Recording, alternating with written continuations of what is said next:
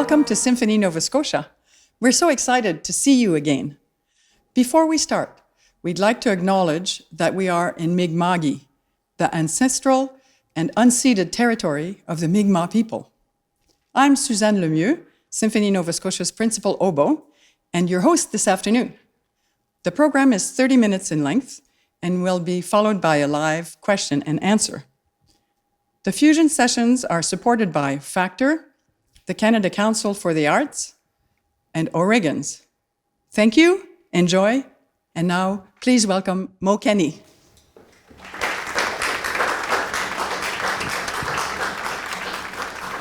Hi.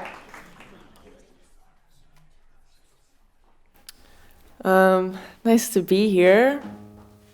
I feel like I don't know who I am anymore, and it's nice to feel like an actual musician again, right now. I'm gonna start with a field song, which is a tune I wrote when I was spending a lot of time alone in a cabin in the Wentworth Valley. And I started feeling really weird because I was very isolated. So that kind of informed this tune. You ready? 1, 2, 3, 2, 2, 3.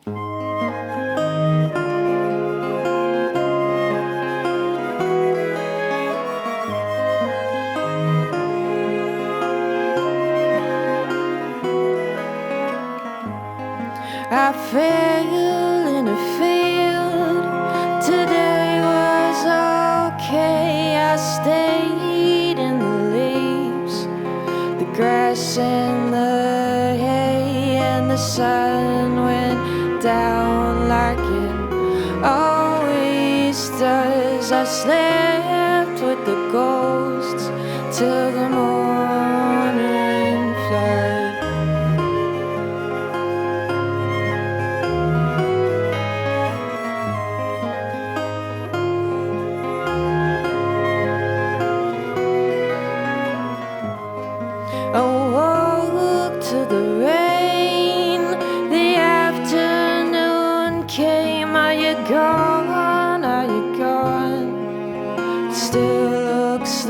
Same room, same door, same,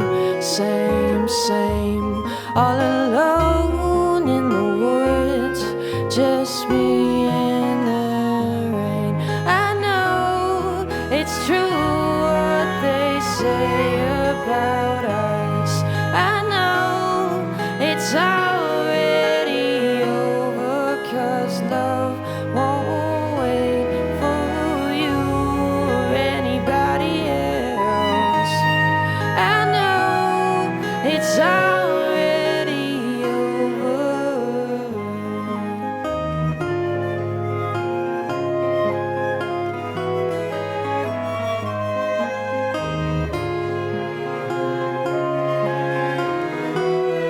When your eyes cold, you feel no pain, so tell me I'll go away.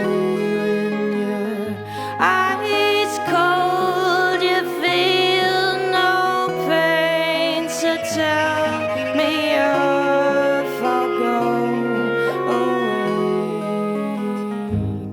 I know it's true what they say about us. I know it's already over, 'cause love won't wait for you or anybody else. I know it's already over. I know it's true what they say about us. I know it's already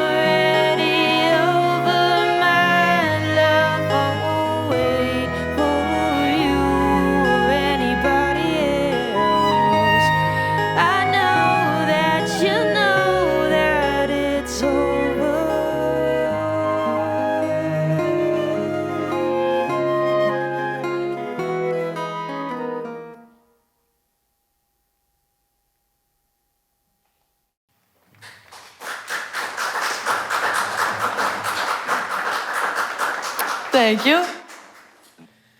This song's just I don't really have much to say about it except it's just a straight up love song that I wrote when I was young and still believed in love.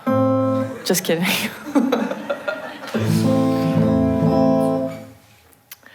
One, two, 1, 2.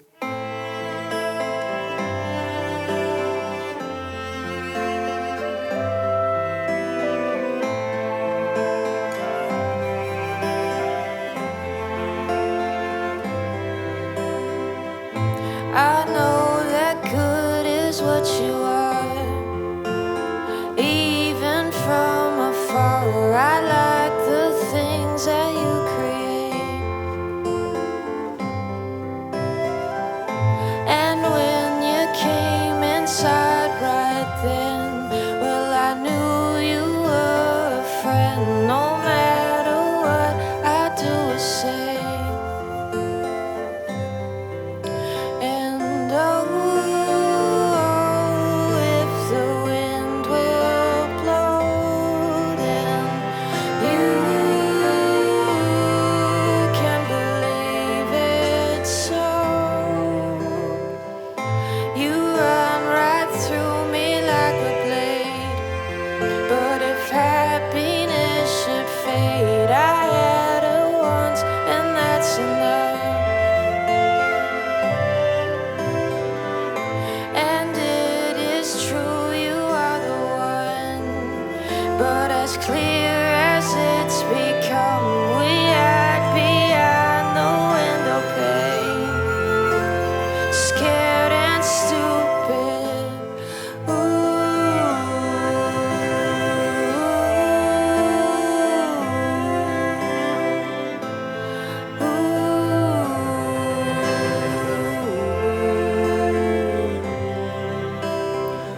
Oh, if the wind will blow, then you can believe it so. You run right through me like a blade. But if happiness should fade, I had it once, and that's enough.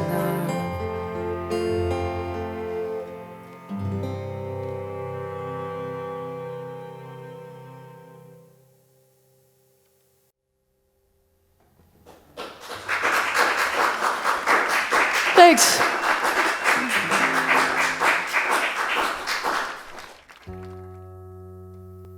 Hey, I'm a sucker for your face, clear as a portrait in a frame.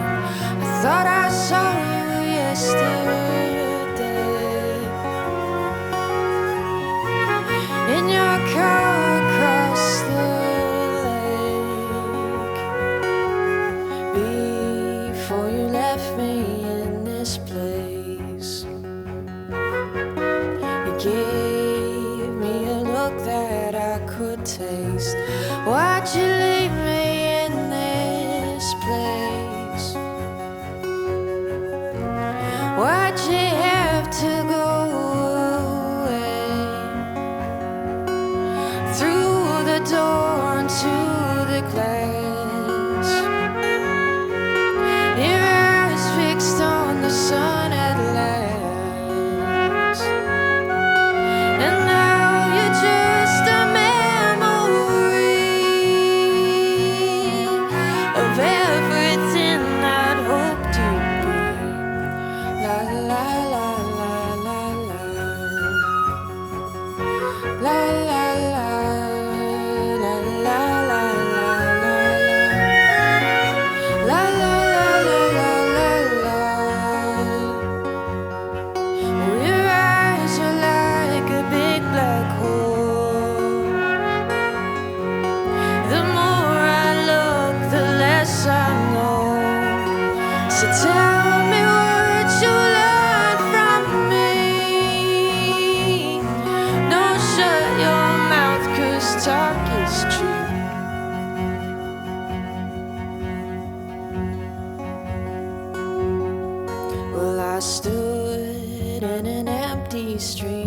day, carving your name into the clay. Why'd you have to go away? Why'd you leave me in this way?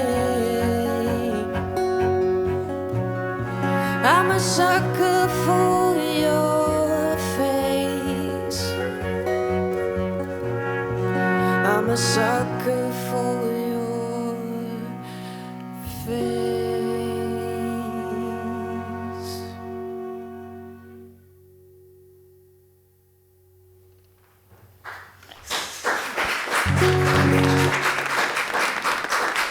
Thank you.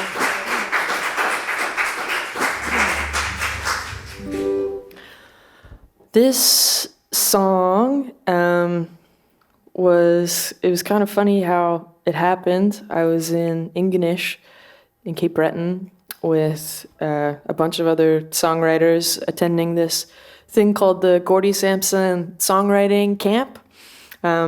It's just basically a bunch of young songwriters from Nova Scotia go up there and write songs with each other for a week. And I went for about 10 years and met a bunch of really great folks.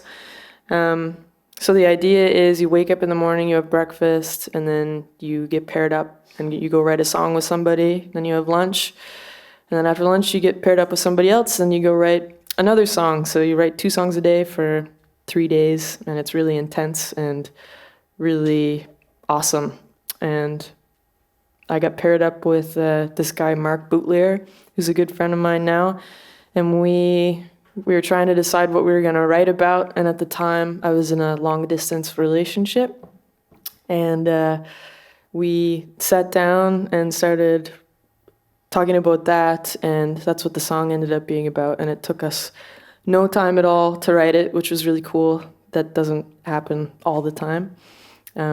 Anyway, so yeah, another sad love song. It's my favorite genre.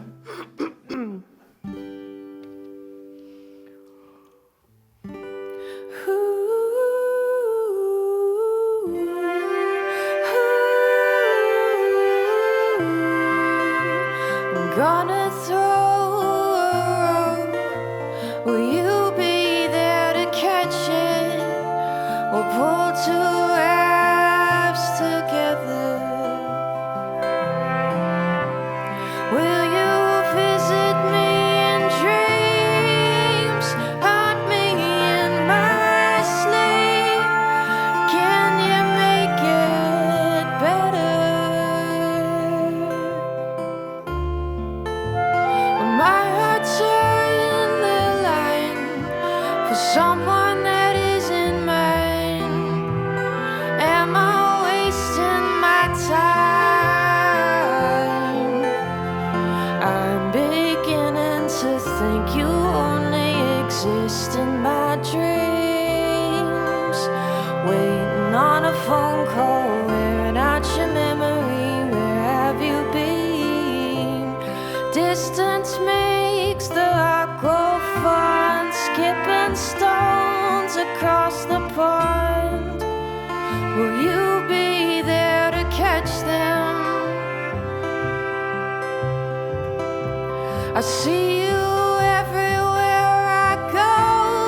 How does time pass by so slow when you're waiting on something? I'm beginning to think you only exist in my dreams. Waiting on a phone call, wearing out your memory. Where have you been? I'm beginning to think you only exist in my dreams. Waiting on a postcard, tearing at your memory. I'm floating to sea.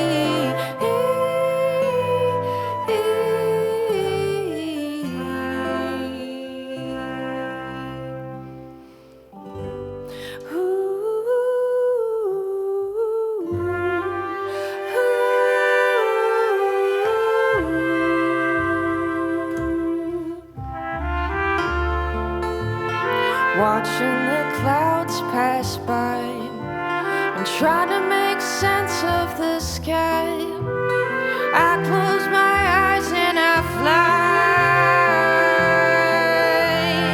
I'm beginning to think you only exist in my dreams.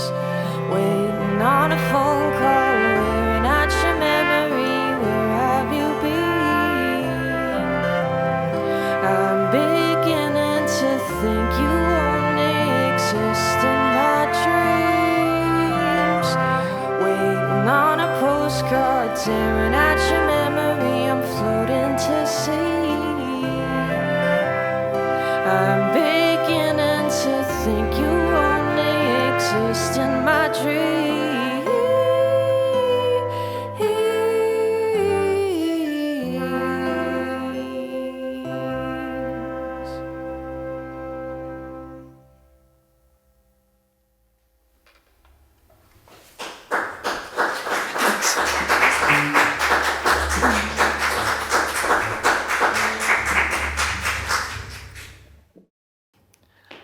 All right, this is a David Bowie tune.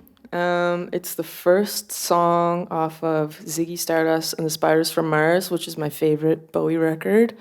And in my opinion, this is the best Bowie song. Thanks, Symphony Nova Scotia, for having me and organizing this. This is very cool. And thanks to these wonderful musicians. It's very cool to play with real professionals. I don't know what I am.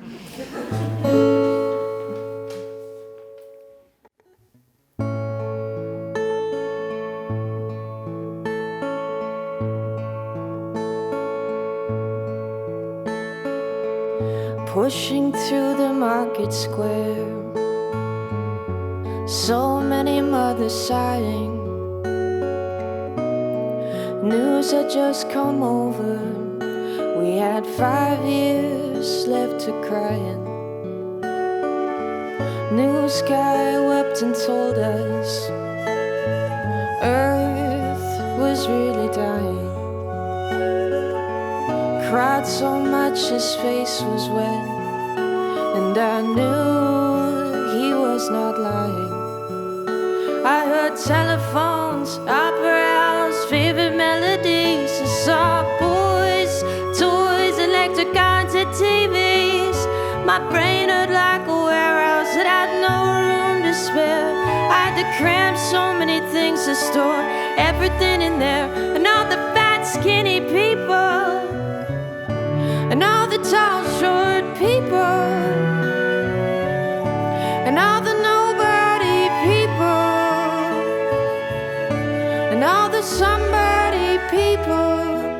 Never thought I'd need so many people. A girl my age went off red, hit some tiny children. If the black hadn't pulled her off, well, I think she would have killed them. A soldier with a broken arm fixed his stare to the wheels of a Cadillac. A cop knelt and kissed the feet of a priest, and the queer threw up at the sight of that. I think I saw you in an ice cream parlor, drinking milkshakes cold and long, smiling and waving and looking so fine. Don't think you knew you were in the sun. Well, it was cold and it rained, so I felt like an actor, and the thought of more, so I wanted to get back there. Your face, your race, the way that you talk, I kiss you, you're beautiful, I want you to walk. We got 5 years stuck on my eyes. 5 years, what a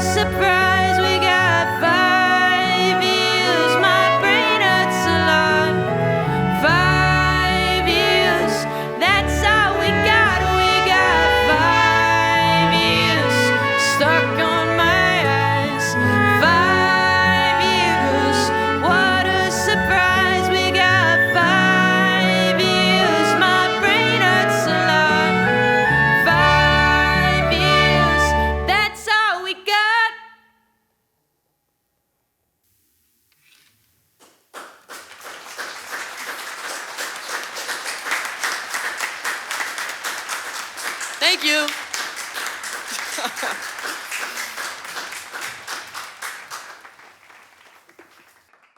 Mo Kenney, you sounded fantastic. It's so Thank nice you. to be here and to hear you live, and with a small group like that, it's Yeah. just terrific. It was really nice. Okay, so I have a few questions for you. Okay.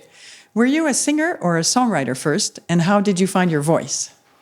I think I was a songwriter first. I don't think I ever really wanted to sing, ever. Oh. And when you write an original song, do you have word ideas first or music ideas, or both? I think it kind of depends. Sometimes I'll think of a phrase and write it down and kind of go from there. But I think most of the time I start with a piece of music that I like and then add words to that. Nice. Beethoven had many drafts of a melody, and Mozart often none. Where do you fall on the spectrum? Versions of a melody? Yeah, like he would write out, and like you just said, actually. Oh, He yeah. had a little idea, and Beethoven, he would write, and he had notebooks with tons of ideas in them, and then... Yeah, I think I come up with a melody, and then as I sing it, it sort of changes to suit my voice, I think, or I just kind of go with what feels most natural. Yeah, it does sound natural, I have to Thank say. you. Yeah.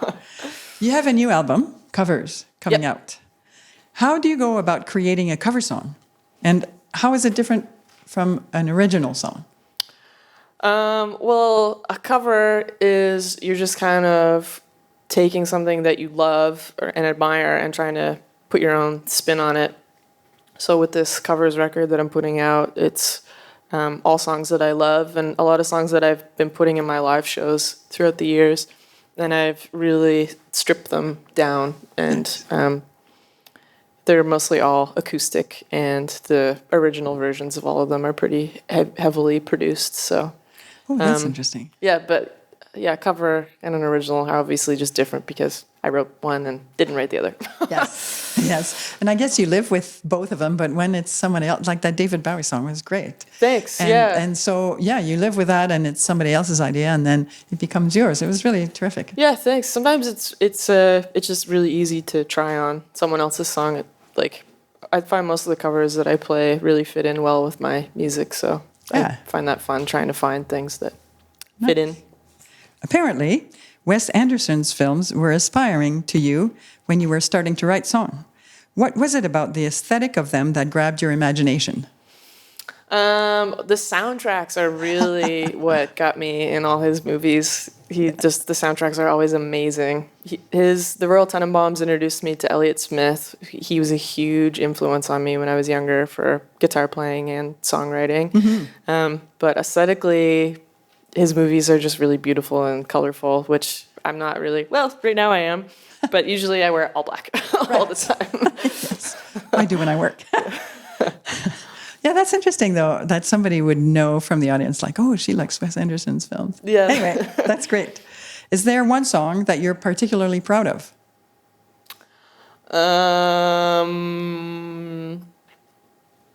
I think probably every time I write a new song, that's the one I'm most proud of. That makes sense. Yeah. Probably a song that I've never played before is the one I'm most proud of right Yes.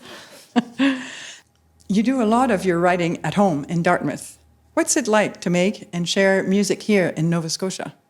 Yeah, I feel really fortunate to live and create in Dartmouth.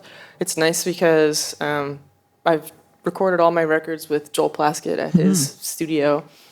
And it's just like a 10-minute walk from my place. So it's really nice and it feels very comfortable there, which is good. And I think that ease sort of translates into the recordings. And yeah, getting up in the morning and just moseying into the living room and writing songs is really great too. It's all very chill. Yeah, and I think Nova Scotians are happy to hear Nova Scotia music. Yeah, I agree. I'm a huge fan of a lot of other local artists too. Well, then, what's it like to share your music on tour or online with the whole world? Is there a song of yours that you're surprised got as popular as it did? Yeah, it's really great touring, and I really miss that right now. Yeah. I don't know when I'm going to be able to do that again, but it's that's one of my favorite parts of. Well, I like it all, but touring's really great because you put all this work into something, and then you get to go out and share it with people. And what was the other part of the question? Sorry. Is there a song that you're surprised became as popular as it did? All of them. Always surprised. Oh, that's good. That's nice. And you're brave. You go and you play it for people and go, oh, surprise, they liked it. What do you wish you'd known about the industry before you started?